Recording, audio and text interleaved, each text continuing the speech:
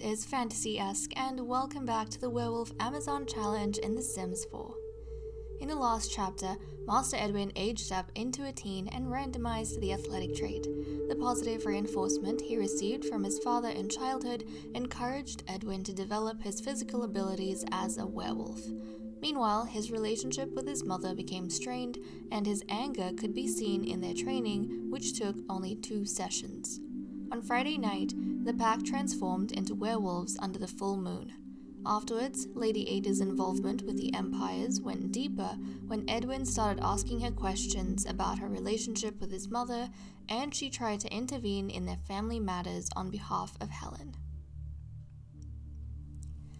Guys, I've been doing a lot of thinking lately about how our next generation is going to look like, especially because we are so close to finally wrapping things up with our first generation of werewolf Amazons, and I have some really fun ideas, which I'm not going to get into too much detail right now, I think, but I'm actually planning on getting the For Rent expansion pack, which I didn't want to initially, but then I realized that it has a really cool landlord/rental feature, which some of you have even suggested to me in comments to previous videos, but I could use that to have a really cool lot where our pack members, like our immediate pack members, kind of like we had in this generation, can live alongside all of the match suitors or the royal guard, and we could have these cool instances where everyone more or less is on the same lot, and then I don't have to keep calling them over. It's like whoever we catch at the same time. We'll constantly hopefully be in contact with those Sims without having to hold them over with us everywhere we go. So I'm actually quite excited about that, and then I've got some ideas for how I want to tweak my whole match setting system for the matchmaker and the werewolf breedings. I've got some ideas, so I'm really excited to get into all of that. But for now, we are still going to be enjoying our lovely Sims. So I do have quite a few notes to go through, starting off with Ed. So Ed over here wants to embrace Master Eugene. So let's send him on down. Look at Ada. She's so angry right now. I wonder if it's because she just doesn't approve. Okay, well, he's gonna come down here. This might not be something that she is too happy with, but Ed's gonna have a bit of a thick skin. Anyways, Ed here wants to talk about his future with Eugene. He is not one for plans and specific goals or outcomes, but he wants to know what Eugene pitches for them going forward. Ed likes the bond he has with Eugene, but then again, he's still young and unsure about the pleasures life has waiting for him. So seeing Eugene be a little bit more proactive, I think in a previous chapter, has kind of made him hit the brakes a little. I mean, yes, he does like Eugene, but at the same time, he's a party boy. That's a huge part of his personality as well. And he doesn't exactly, he's so young. This happened so young. He doesn't know quite yet how he feels about wanting to be, so attached to Eugene this early on in life and not getting the chance to meet anyone else or interact in this manner with anyone else. There's nothing to compare this bond to, and that unsettles him a little bit. I think he feels a little bit tied down. It's just strange. It's different. So as long as I think Eugene doesn't ask for straight up commitment, he should be okay. But okay, that's what he has going on over here. Our next note is with Harvey. So Harvey here wants to chat with Lord Earl about some things he read concerning Elma. So actually, Earl's right over here. We are going to ask about being a werewolf. Let's go talk to him. Can we distract him from everyone? Grab his attention? Okay, hold on. We actually want to speak to... Wait, what was the question? That is so strange. That question came and went. It came and... Oh, ask about being a werewolf. There we go. There we go. Yes, okay, I understand you're constantly wanting to talk to your mother, but where's Earl? Earl, come back. We're trying to speak to you over here, thank you. The second prince wants to talk to you about something of great import. Okay, this might be an awkward conversation to have in front of the alpha, but at this point, Harvey's trying to find dirt on everyone else because the rumors about succession are making him nervous. While snooping around, he found out Ada's been investigating Elma and Earl's acquaintance, and he wants to know why. So right now, I mean, there was a period of time when he really felt, over the moon because Elma was slacking and suddenly he was getting complimented by the kennel master. But then after talk that maybe, the role of alpha is going to be open to nobles as well as royals, he's getting nervous and now he's trying to figure out ways to put others down or, maybe even disqualify them. Like, is there a way I can disqualify the others so that I have less competition or more or less I win by default? And he thinks there might be some dirt he can get on Elma. So that's why he's trying to talk to Earl. But I don't know how much Earl would have said in front of the alpha especially.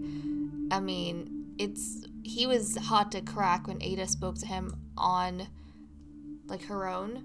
But I don't think this cookie is gonna break if Harvey suddenly brings it up in front of the alpha. But knowing how smart Harvey is, he might have said it in front of his mother, but in a veiled way so that Earl understands and maybe feels threatened because the alpha's there, but it's not letting Julia know anything's out of order.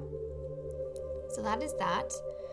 Next up, we have Elma. So Elma wants to cloud gaze with Earl and open up about Alfred and Lily's deaths. So this is also an important conversation for them too. Right now he's chatting with his father. Okay, let's go find Earl.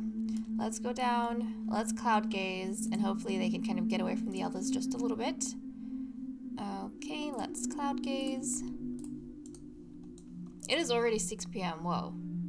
I did not realize it is already 6 p.m. Okay, we're gonna go on down. So guys, when Elma was first pulled into this dimension, Earl was the person... Hold on a second. No! Dude, Ed, you just... Why are you trying to sabotage us, Ed? We just want to go speak with Earl. We just want to cloud gaze with Earl. Why you gotta be this way? Okay, hold on. Hold on here. Can we get past Ed is the question. Yes, we can. Excellent. Please don't stop. Keep going. Right. So yeah, when he was pulled into this dimension, Earl was the first person he felt safest with, but after the horrific events at the end of his childhood, Elma began distancing himself from Earl. So we know that he at first took a liking to Lily because he thought Lily would be safe by default since Earl is safe and they were siblings, but then he and Lily didn't really get along. I think at the time Elma was going through his werewolf rage and pangs and anger and growth and confusion. It kind of all just compounded and he just never was able to get along well with Lily, so he kind of became wary of her and he was keeping an eye on her.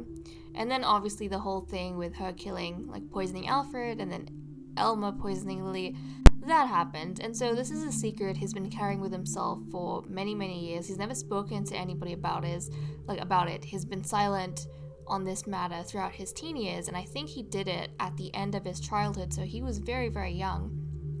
And so it's something that has been weighing down on him. I mean, he is a killer, if you think about it. He is the only sim, I think, that we have, apart from the alpha, that has actually killed someone.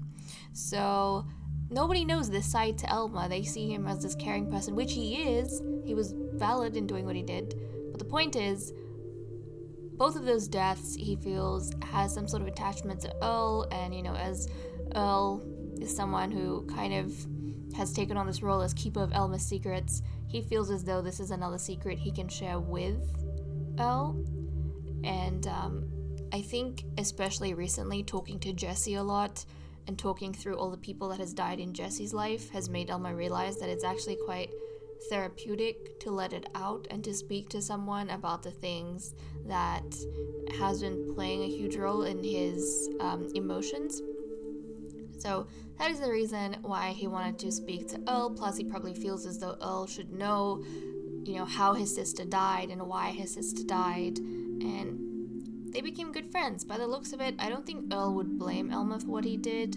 He knows that had Lily survived that and, done what she wanted to do, she would have faced capital punishment.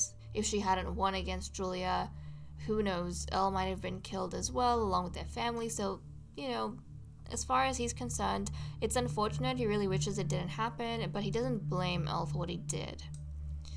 Okay, next up we have Helen. Helen here, guys, wants to apologize to Ralph about her behavior the other night at the circus in front of their son. So where is, Ralph. Okay, Ralphie, you're right here. Okay, let me wrap up the conversation in this corner, wrap up the conversation in this corner. Okay, you go to Ralph, and you apologize. What would that be? Small talk? Interests? No? Deep thoughts? Right, it's in deep thoughts apparently. Okay, let's go apologize while everyone's here, in front of everyone, in front of Edwin especially. Oh my goodness. Oh no! No! Twilight has jumped, neighed, and run like the wind. Now it is time for her to trot onto endless and eternal green fields. Guys, Twilight's dying. Twilight's too old. Oh my goodness, this is what a horse death looks like? Why is it so sad? Why is the horse death so sad? Why is she like that? Oh no. Oh. Oh my goodness. Stone is crying. Stone is crying. Oh, I'm so sorry, Stone. I mean, I couldn't have done anything about it, but Stone had to watch his mother die. And now Stone's so sad. Oh, this is just heartbreaking, guys. This is so heartbreaking. I did not know the horses could cry like this. I've seen them be also droopy and sad, but I did not know the horses could cry like this. Oh, that's... I can't even say it's ridiculous because it's the circle of life. What about the other... And the werewolves aren't here? The werewolves just aren't here to witness this. Oh my goodness. The horses have the prettiest tombstone too. Oh wow. That is the prettiest tombstone. I don't know who this random horse is, but hey, hello, hi. Hi, it's a beautiful horse, by the way. Okay, Elma came... See, guys, look at this. Elma's like the only considerate one. He was the only one who came out to see what was going on. Okay, I'm gonna get... You need to take the gravestone with you because we are gonna take this back home. We are definitely taking that back home. So can you please grab the tombstone and we're gonna make sure that we take it back with us. Oh, this is just terrible. This is terrible. So this is the ghost of Twilight now in our relationship panel. So when she died, her value was 5,325. Aww. Twilight, so precious. I'm gonna move in Wizard with us, so Stone has some company and Stone is not on his own. But we're gonna make sure we get this back in our inventory. Let me go back and continue what we were saying with Helen and Ralph. Where the heck is Ralph? Okay, I need to end this conversation here.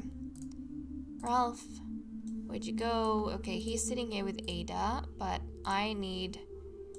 Oh, geez. I need you to come here. Deep thoughts, let's apologize. Okay, We're gonna apologize. I don't know where Edwin's going. He's going upstairs. He's not even gonna see this? Okay. Well, Helen wants to apologize. It's not that she feels guilty. Instead, the incident has made her realize that Edwin's anger towards her comes from the way she treats his father. So, you know, in her marathon of realizations, that whole circus thing, I think she was realizing, or she noticed that Edwin's attitude towards her after the whole circus incident got worse. And so she is realizing, I mean, she's a bit of an emotional yo-yo at this point, but she is realizing that, oh, okay, so Ed, like, the more I fight with Ralph, the further my relationship with Edwin becomes. But it's hard for her. She's definitely not apologizing from a sincere place, I feel. She just wants to show her son that she's not that bad and she has a good relationship with Ralph, and she really doesn't. So who knows how that's going to go in the long term. I feel like something like this is emotionally exhausting to keep up with as well, so she might not even be able to fake it, till she makes it. Okay, and then the final notes we had were with Julia. So first up, the same thing she always wants to do. Julia wants to make out with Ada and ask her if she's thought through her involvement with the Empires. So let's go actually find Ada. Oh, no, not scratch. Don't scratch. Really, woman? Don't scratch. Just sit. Just sit. And Ada, she's over here. Okay, Ada, can you come and sit over here? Both of you try not to run away. And then we can just go ahead and get what we want done. Okay, excellent. So let's line up this interaction over here.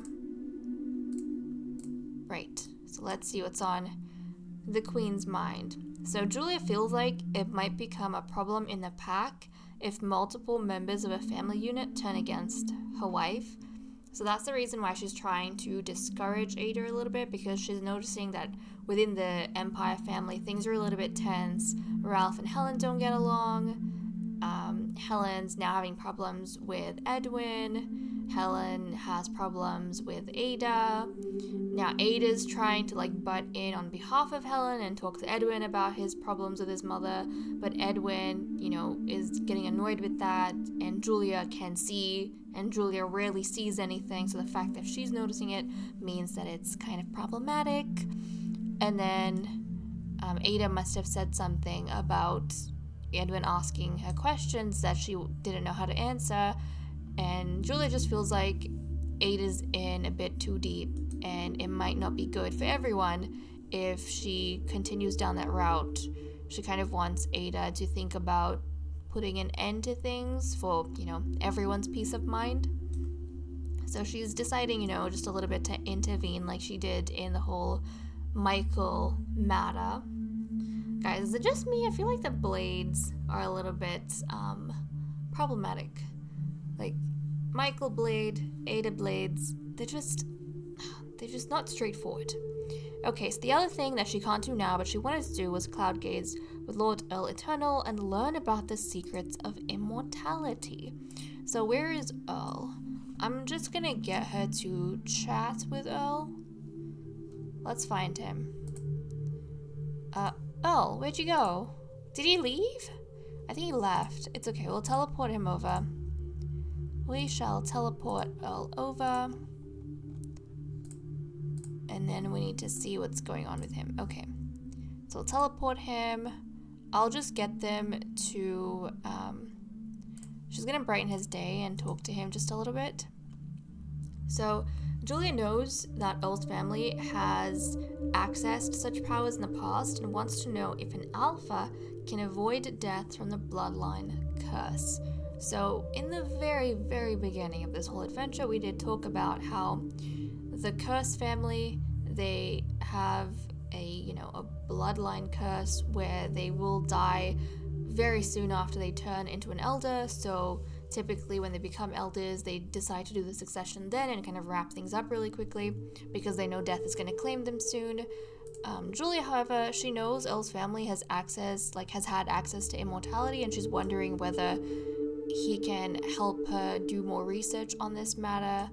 You know, potentially if she's going to be able to stave off death and not die, not succumb to the family illness, so to speak, and kind of stick around to see how things play out with her children. Elle's not entirely sure about it. He knows how the immortality works with, the normal werewolves, but he doesn't know whether it's gonna have an effect on someone who has this bloodline sickness, and he doesn't know if it's the curse, not the curse, but if immortality is even gonna work on someone like her, or whether the curse kind of voids immortality, so you are immortal.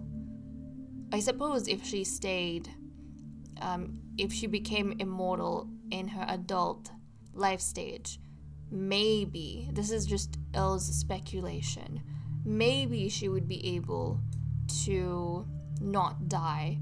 But if the curse kind of activates when she becomes an elder, then it'll be it might not work. Even if she's immortal in elderhood, the curse might still kill her. So she would have to perhaps attain immortality as an adult, at the end of her adult life stage. So this is all just, theory right now. Nobody really knows how it would happen. And Julia is not entirely sure if it's something that she can even attain just yet. But she's thinking. It's on her mind. She's definitely thinking.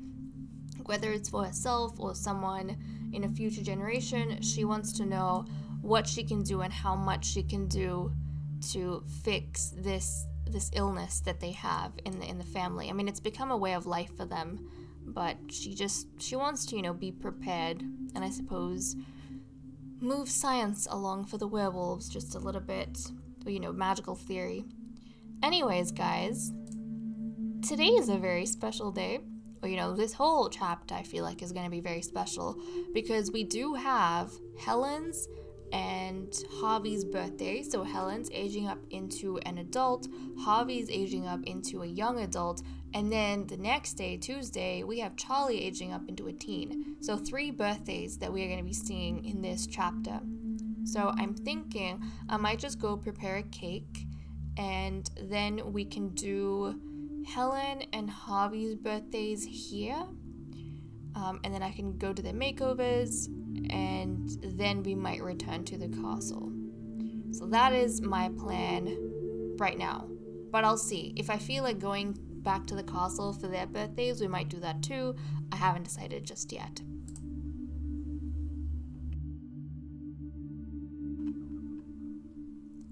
It is Monday morning. Queen Julia has prepared a birthday cake that is going to be shared by Helen and Harvey as they age into their next life stage. Before we do that though, I quickly want to mention, I know some of you lovelies have been curious about the CC clothing items that I use in this series. So what I've done is go ahead, put together a Google document of my CC list. So I have the clothing items that I use for The Sims.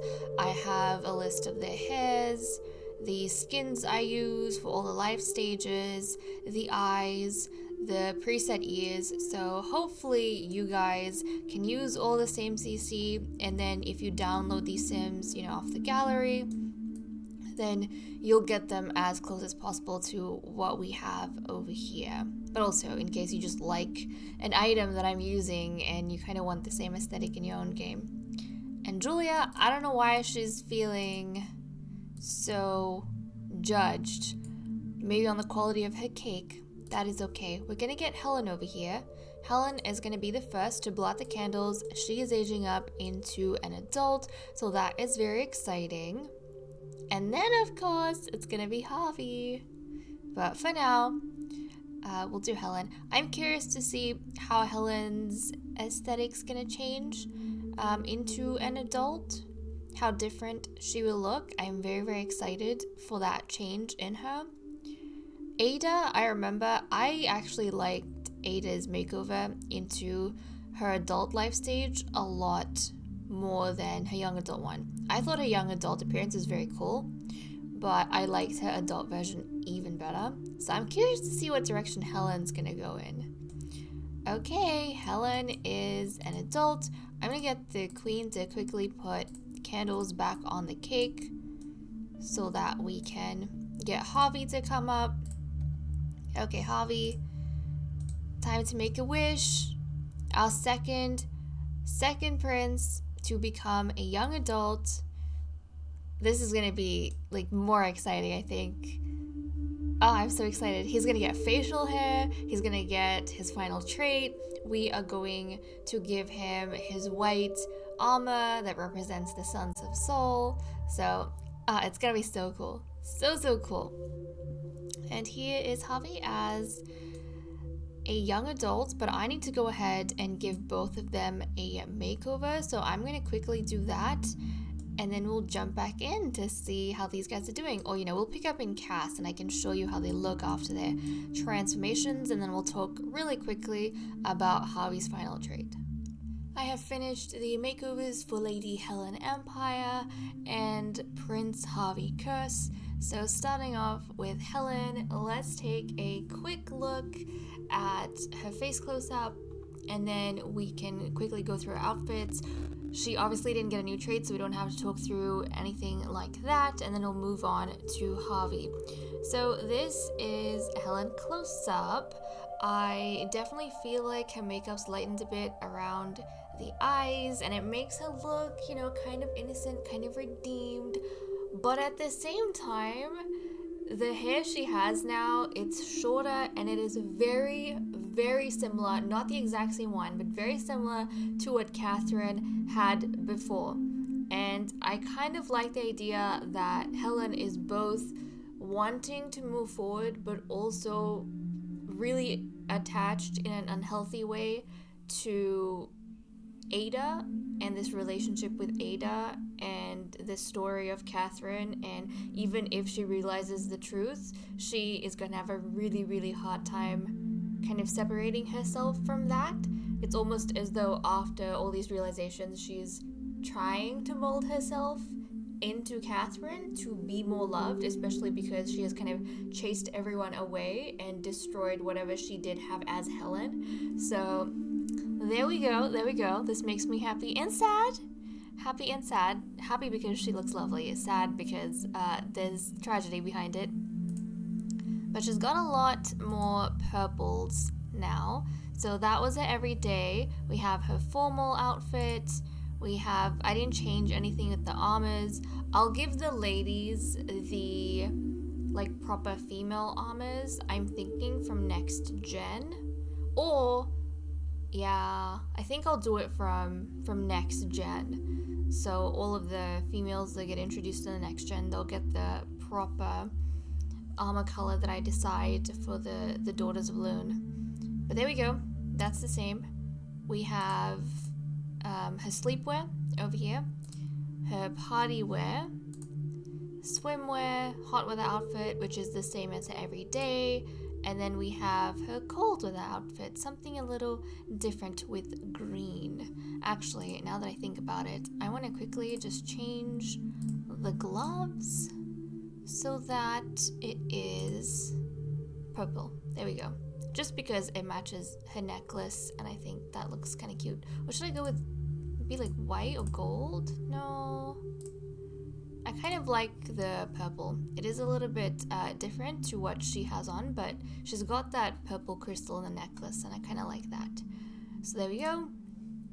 That is Catherine. Oh, not Catherine. See, this is what I'm saying. I'm already thinking of her as Catherine. She's not Catherine, guys. She's Helen, trying to emulate Catherine, okay? Yeah, so moving on to Prince Javi. So this is Javi. He's got a lot of purple and white this time around in his outfits.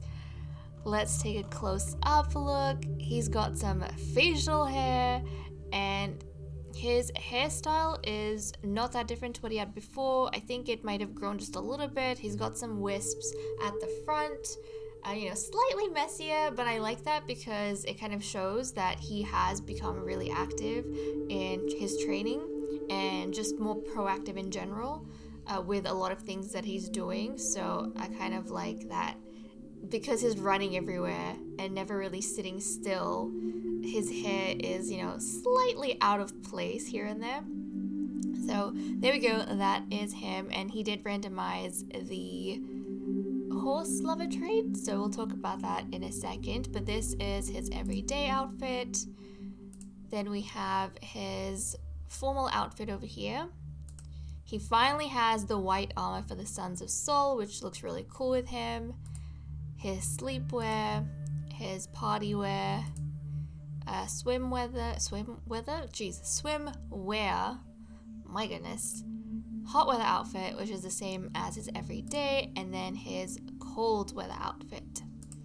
So guys, Harvey, I feel like the trade he got really goes along with what he's been trying to do in the latter half of his teen years.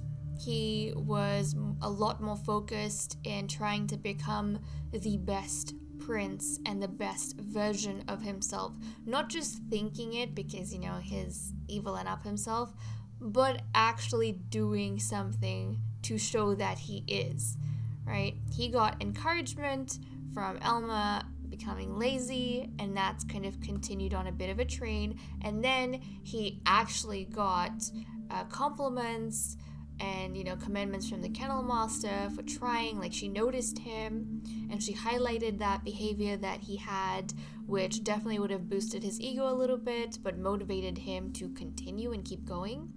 And him loving horses is probably an extension of what he's already been doing. The fact that the horse riding skill is something that the werewolves do value because they raise horses, and it's considered something that a person of status is good at, right? So he, I think, put his focus towards that, and as a result, he's come to love horses, and alongside that, everything that comes with having a horse, owning a horse, being able to do things with a horse, right? It just means you are one of the elite. So there we go, that is Prince Harvey.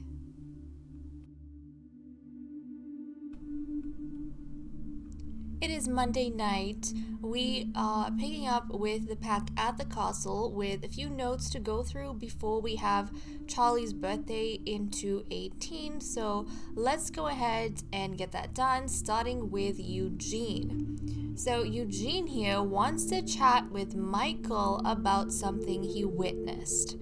So obviously, there are times when we have things happening off camera and then we try and address them with our sims and their whims. This is one of those times.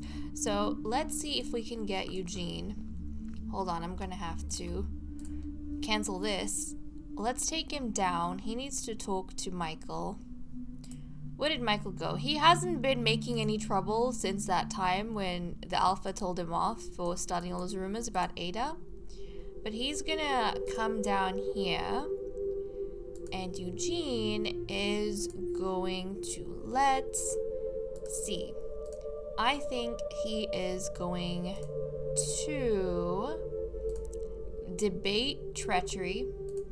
He's gonna debate treachery over here. Okay, guys? Come on, Eugene. Let's not be all mopey. Let's go on down. Debate whatever you need to. So Eugene here, guys, overheard his uncle talking to Harvey and trying to encourage him to sabotage his brothers at the succession. But accusing someone of instigation is a huge thing, so Eugene wants to know what exactly they talked about in case he misheard and misunderstood something. I completely forgot about this, but along with Eugene being along with Eugene being Harvey's best friend, one-sided best friend, like Harvey thinks Eugene is his best friend, right? He treats Eugene as his best friend. Along with that, and them being stepbrothers, I completely forgot that they are actually biological cousins, because Eugene's mother is Ada, and Harvey's father is Michael, and Ada and Michael are siblings. So, yeah, they're actually cousins, and I completely forgot about that, and it's kind of making me think of their friendship in a slightly new light, maybe along with Eugene, you know, when they were younger, being worse than him at everything. Maybe it was also the fact that they had that blood relation, like, outside of the royal family, and he was the closest relative to Harvey that wasn't in competition with him. So maybe that's another reason why he considered Eugene to be his best friend. Anyways, so Eugene here, did you get to talk with Michael? Did he run away?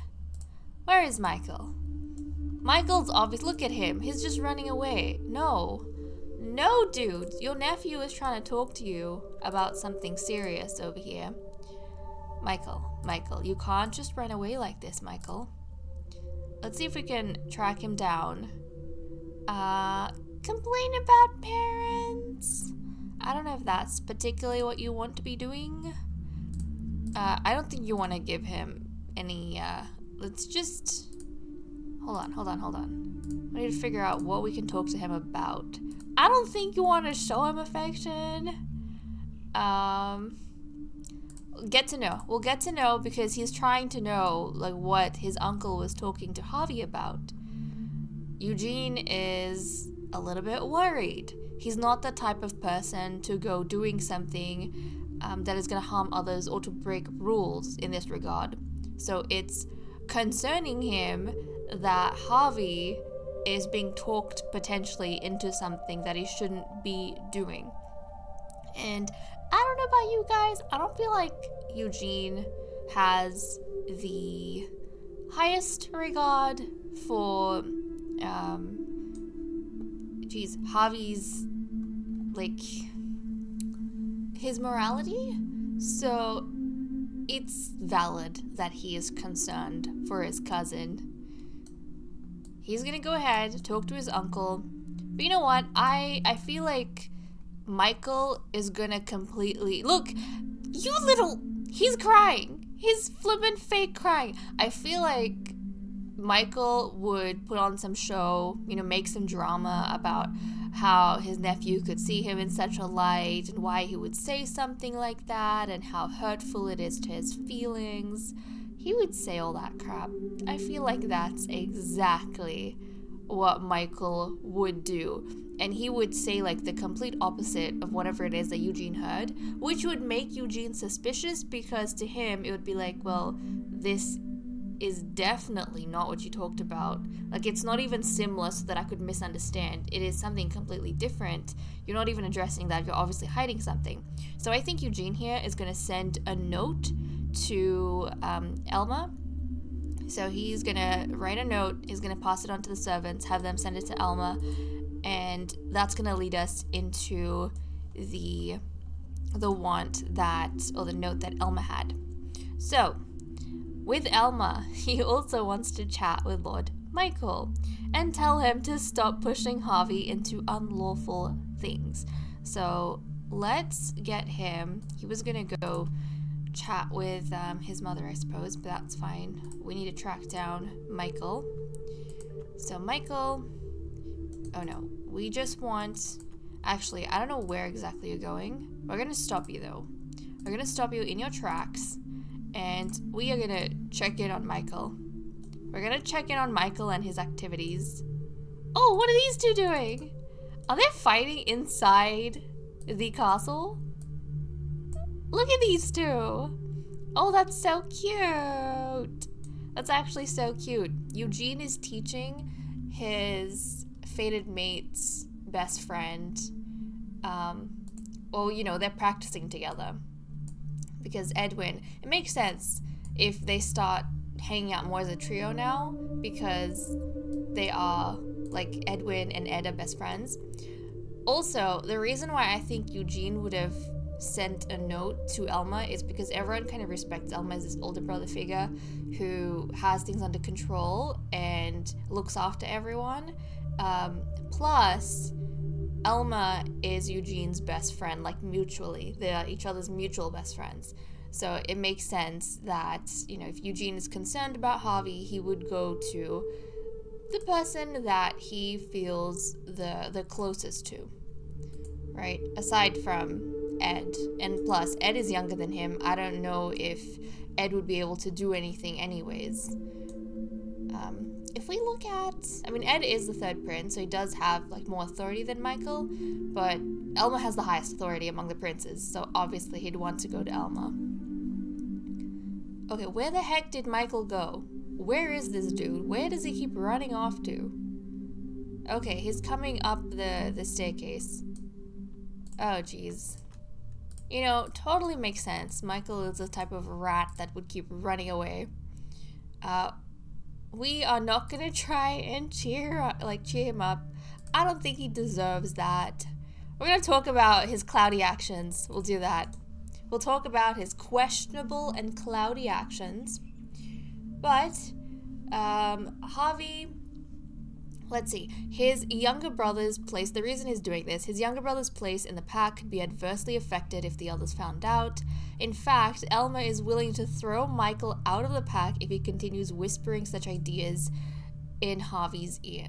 So he's doing what Julia did in the beginning for Ada when they were having like these rumors about her. Being a terrible mother and such. So Elma here is stepping up to the plate, and he's telling Michael to back down, stop putting ideas, and Michael's probably going to be denying all of this. Like, I didn't say anything, I don't know who told you all of this nonsense, but I would never, I am completely loyal to the crown and the pack and the alpha. And Elma would just tell him, I don't care who you think you're loyal to, but if you're gonna mess with my younger brother's head, then I will have you thrown out of the pack and no one's gonna stop me.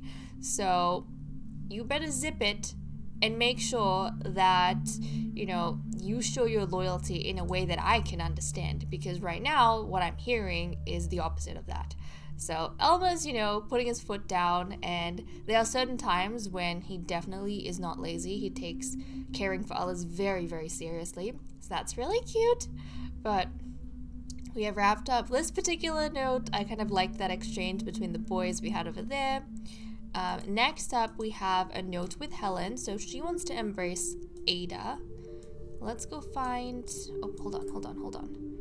Ada, can we embrace you? Oh no, she's too sad. What? Okay, she is very, very sad. Mourning horse. Oh, the death of a familiar horse is a sad occasion. Sims, yep, can mourn for peace. That is so sad. So it seems as though out of everyone, she is... Did she have a close relationship with Twilight? I guess she kind of did. I don't know who Twilight had the most relationship with, but it seems as though Helen is really, really sad about it. Also, I have taken... Oh, the fact that stone is hanging around here, because we actually put Twilight's gravestone right over here. I thought that was a nice place to have the gravestone of our first horse, and the fact that stone is like lingering in this area to be close to her mother's remains, that is just so cute and sad. It's sad and cute. Okay, well, we can't do this just yet, apparently, because she is way too sad. Can I actually get 8? Oh, no, now 8 is sad. Great. Okay. Well, I can work on this later. I can, however, get her to try and flirt. So we'll just do this as, like, a placekeeper? Yeah, we'll do that. And then I can fulfill this interaction later on. But Helen wants to embrace Ada and win over her heart once more. She spent time after her birthday grooming herself into as close a version of Catherine as she can. Knowing what she knew about Catherine's story should have disturbed her, but instead she also became obsessed with it. So she, you know, had this spell of curiosity for a while about Ada's past, so she talked to Jesse, and Jesse told her the whole story about his sister and sister's involvement with Ada. Now, if you find out that someone is into you because you remind them of, you know, their dead love interest, I think you'd be a little creeped out, no? And then you'd start questioning your own relationship to that person, which is what I thought Helen was going to go through, but apparently not. She has gone the opposite direction. I think for her, because of the emotional turmoil she was in regarding this and confusion, the more, and like that paralleling the fact that she's losing people close to her, I think the more she is exploring this character of Catherine, the more she's being like fascinated with this historical figure, and she has gotten to a point where she's become attached to the story of Catherine and everything about Catherine, but she didn't exactly realize it, and it was like an unhealthy attachment. Before she realized it, she was kind of obsessed with Catherine and emulating Catherine. And now she's desperately using Catherine as a way to win Ada's love and affection. So this is kind of the first time she's presenting herself to Ada after her makeover. So, yeah, kind of interesting. But that is the thing behind... Oh, we can embrace it now. We should be able to embrace it now. Never mind. We cannot. Because our relationship with her is so bad. It's not even a thing she can do, but, you know, she tried. Okay, so that being said, Ada here wants to be friendly with Helen and compliment her on the change. So we're going to go ahead and we're going to get Ada to at least maybe discuss interests. So let's discuss interests. She's going to throw her a compliment. So Ada's been preparing herself to heed Julia's advice about distancing herself from the empires, but after seeing Helen look so much like Catherine, she's kind of realized she can't cut her off. I mean, her response to Helen being romantic is being friendly, like Ada being friendly. But even though she's trying to keep Helen at a distance, the more she sees Helen now, it's become harder for her to separate the two, like Catherine, the dead Catherine, and the living Helen. They've kind of become this one combined entity to Ada, someone that she's friends with, but someone that she can't help having affection for at times, and she knows it's like stupid, and even the Alpha has said she should put some distance between her and the empires, especially when Helen is trying so hard looking like this. It's kind of hard. It's difficult for Ada to step away and step back. But that is where everything is at now. Those are all the notes that I have to go through. Now, I am going to get Charlie to blow out his candles. So we are just gonna take him down. I know everyone is kind of busy in their own, doing their own thing, in their own attires. Nobody's really dressed or anything like that specifically for his birthday, which is a little bit sad, but it's okay. We did have the celebration at the library. Where the flip is my cake? Oh my goodness, I had a cake laid out. Did they eat the cake? Did they flip and eat? Oh my goodness. They either ate the cake or someone went ahead and swiped it. Oh my goodness. I'm gonna have to get the Alpha to make another one. This is ridiculous because they're gonna go to school like very, very soon. I don't have time for this. I don't have time for this. Can we? I don't even think we can order whole cakes, which kind of sucks. I don't think you can order whole cakes. Well, I guess we're just gonna have to try and flip and get Julia to make this cake as fast as possible, which I don't think is even going to be possible. Like, by the time she's done, Charlie, I'm just gonna have to keep him from going to school. I'm sorry, Charlie. I am sorry. I'm gonna keep you from going to school because I really... Okay, power is shut off. Does that mean we can't cook? Does that mean we can't make our cake? I hope not. Okay, we're gonna get Ada to actually... Yeah, we're gonna get Ada to send the butler to pay the bills and such. So I'll go do that. Hopefully that doesn't affect us too much. Okay, cake, please be done. I think I'm just gonna have to keep Charlie from going to school. Okay, put it down. Throw some birthday candles on it so I can put it on the table. Come on, Julia. Let's work faster. Okay. I don't know why the Sims can actually eat from cakes that have candles on them, because before they couldn't. Now they can, apparently. But we are gonna get Charlie. Oh no, he's sick. Charlie's got swirlies on his face. Okay, I'm gonna get him to come here. He's gonna blow out his candles. He's gonna become a teenager, and it is gonna be amazing. I'm excited to see how he is going to grow. Like, what else is gonna be happening with Charlie? Would he have stayed home anyways today because he's sick? Oh, he's taking a sick day! I shouldn't be happy about our youngest prince being sick, but this is good. Look, he was sick and he took a sick day for us, so we didn't have to worry about canceling his, day at school. Look at him! He's like, it's my birthday, I'm staying home. Yes, you are, kiddo. Now let's see how you look like. He's kind of had a birthday all on his own. Nobody's really giving him attention. This is sad. But that's okay. I don't think Charlie would care too much. I hope, at least, he would not care too much. Okay, let me take a look at you, sick kiddo. Okay, guys, Charlie is actually pretty cute. I'm not gonna lie. He is a good-looking sim. I think he got, the best features out of his parents and is actually a pretty good-looking sim. Okay, good going, Charlie. So I'm gonna give him a makeover. We're gonna randomize his trait, and then we'll see him in cast to see how he looks once he is, properly transformed. I have finished giving a makeover to Prince Charlie Kirst as a teen, and I can officially say that he is the most good-looking child that we have had in the second generation, followed by Prince Ed. So that is where I stand now that I know how all the youngsters look as older Sims.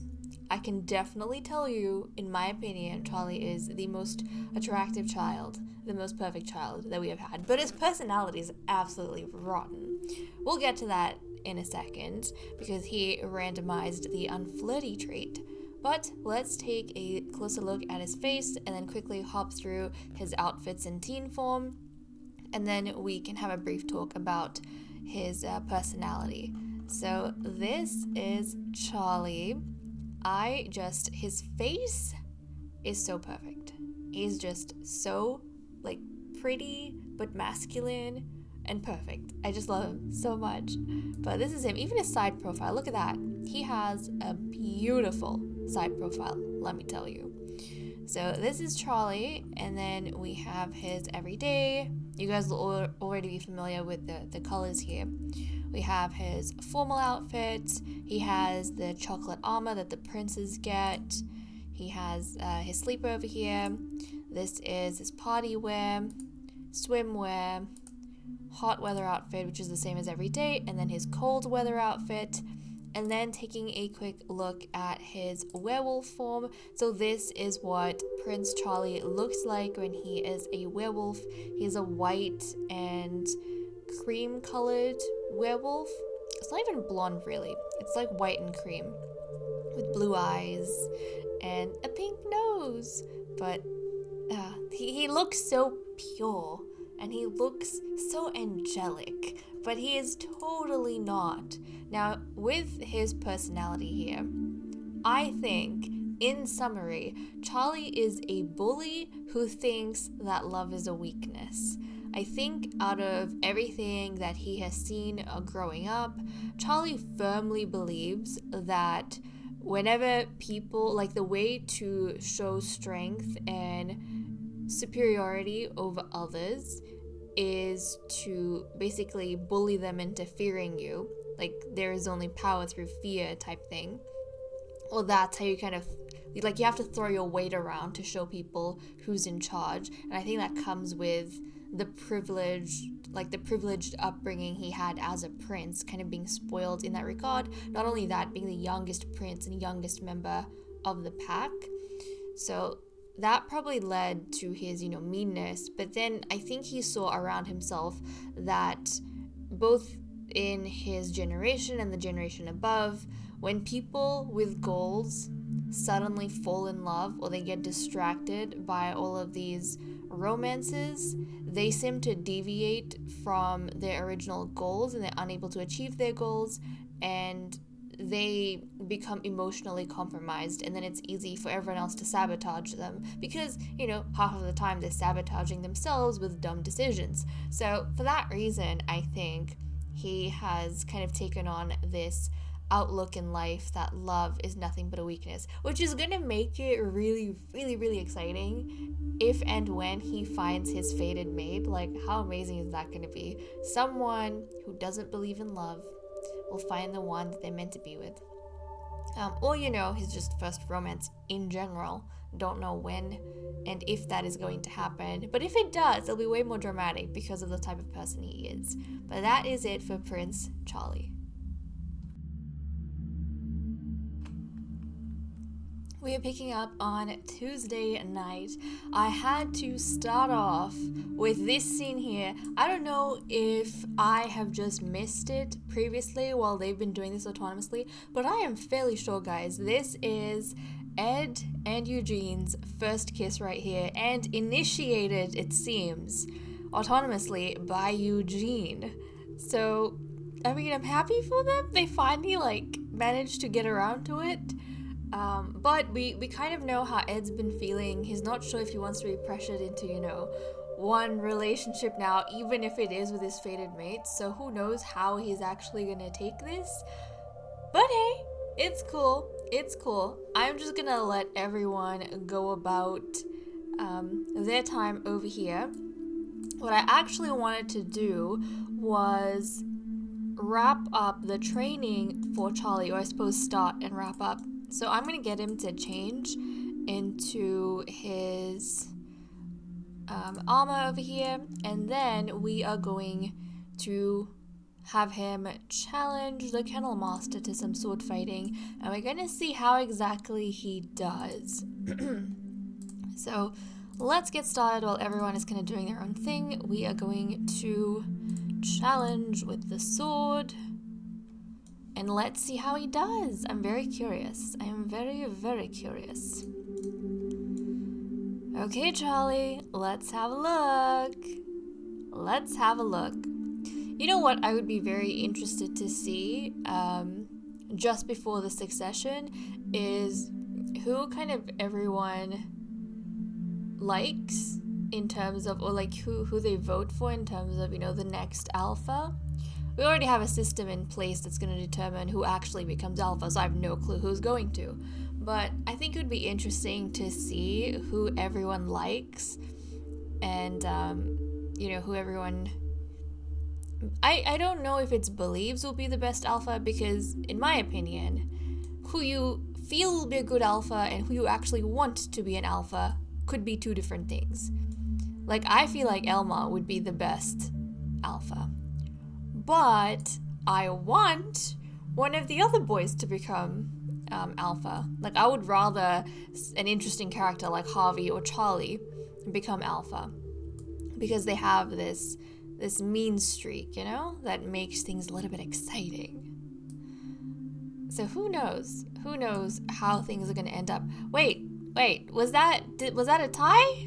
I think they tied, guys. I think they tied because nobody lost or nobody won. Okay, well, get back out here, Helen. Stop running away from us, Helen. We need to do stuff. Okay. Oh, where'd the swords go? Where'd the swords go? Okay, they're doing it without the swords, everyone. They're doing it without the swords. They're just going through the motions. Yes, they're just going through the motions. Ada is having so much fun watching these two.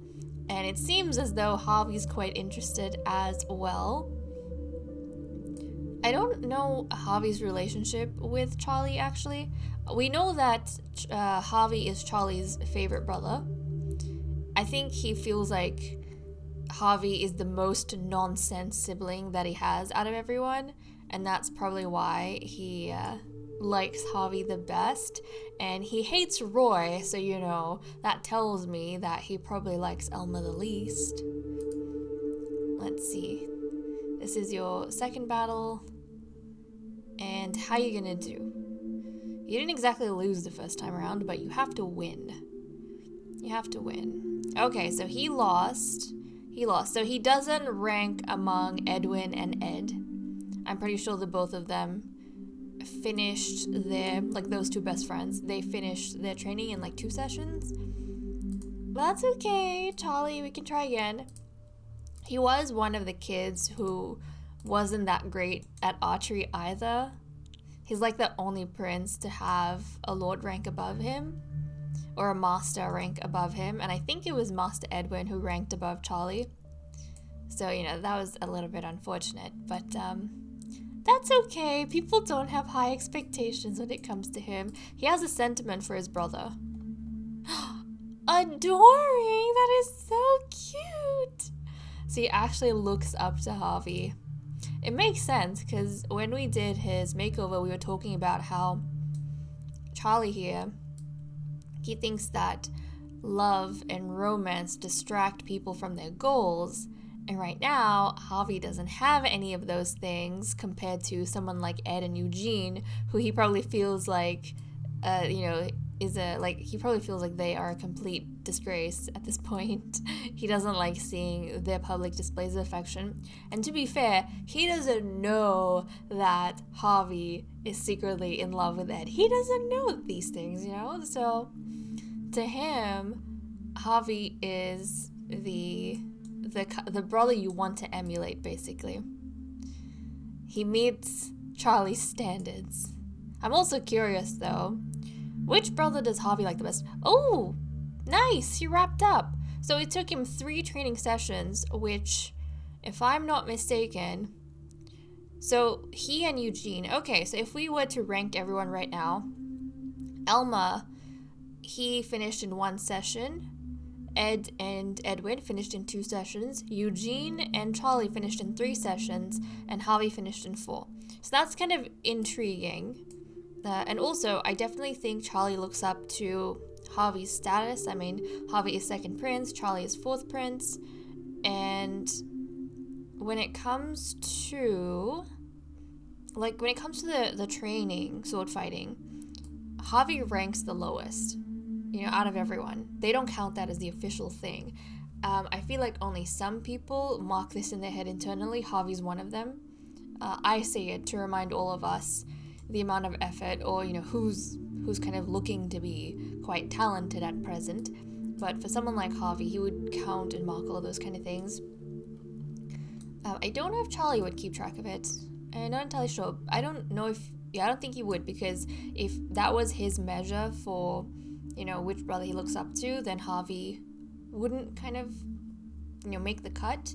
But it could also be the fact that despite Harvey's performance, like in terms of sword fighting, him being the least talented, he actually has worked really hard to establish himself and gain everyone's respect because of the way that he's kind of upped his own, game. It could be that maybe to Charlie it looks like Harvey was terrible at something, he set a goal, he worked on it, and he's gotten better. Which is interesting, and now he is promptly going to go yell at his father, who is just saying hello. Well, this child is an absolute menace. Okay, but we have a couple notes for us to get through. So the first thing we have is with Charlie. Charlie wants to insult Roy and flaunt his new freedoms as a teenage prince. Now, where is Roy? Oh, Roy's right here. Ripe for the picking. Not mischief. Mean. Let's go and insult him. Oh my goodness. Look at him. He was yelling at his poor father. And then when Claude walked away, he was much happier. Started giggling and laughing. I mean, he's sitting next to who he considers to be his best friend, so obviously he's really happy. Okay, he's like tearing into Roy right now. So, Charlie here finds it quite disappointing that Elmer turned out the way he did when Charlie was expecting more. He thinks this gives him the authority to look down on Roy. So probably Elmer had this reputation kind of built up before Charlie moved into the pack. And so when he came to the pack, he was expecting Elmer to be a certain way. But then not long into him being here, Elma aged up into a young adult, and then he just became lazy and he stopped caring about all of these things that Charlie was kind of looking forward to. So to Charlie, that kind of, I think, brought about disrespect for Roy. I think that's probably what happened. Kind of brought about some disrespect for Roy. Either that, or he was really looking at Elma as a rival, or he didn't like Elma from the get-go. He kind of, much like Harvey, thought of him as a rival, someone to compete against. And then he was readying himself to grow up and be able to compete against him, but then by the time, he got older, Elma had kind of slowed down and stopped being the person that was worthy to compete against, so it was probably insulting for him, and so in turn, he's insulting Roy for having a son that kind of turned out that way, which is all twisted and such, but, that is the way of the wolves. Next up, we have Lady Helen. So she wants to get to know Ed and ask about how her son is doing, because Ed and Edwin are best friends. So let's go ahead and get to know. Who is she being romantic with? Ada? Probably. Okay, let's get to know. So Helen knows that Ed and Edwin, they're best friends, and Edwin might speak to him about his problems even if he hides them from everyone else. She probably knows that Ada's been trying to speak on her behalf to Edwin, and he doesn't like that. Ralph just refuses to, talk about their family issues with his son because he knows that's really not what Edwin wants to hear when he's spending time with his father. So instead, Helen is trying to go to Ed to see how Edwin is doing, because maybe Edwin, will feel comfortable opening up to him. And I don't think Ed's the type of person, to me, it seems as though Ed's kind of like a bit of a blasé friend. So someone you won't feel a ton of pressure with because they don't keep bringing up all these deep things. They listen to you when you want to talk about things, but they don't chase you about them. So you don't have to kind of walk around on eggshells when there is a topic that you don't want to talk about. So obviously Ed, he would be listening to Edwin whenever Edwin wants to talk to him about stuff. And I think Edwin's just generally is going to let Helen know that, for the most part, everything's fine. I also feel like he's not the type of person who is going to go to his best friend's parent and be like, oh yes, he's got all these concerns. He's kind of going to generalize, he's going to keep a lot to himself, and he's just going to say he's working through it. He's working through it. But he'll keep things friendly and cordial, which is very nice of him.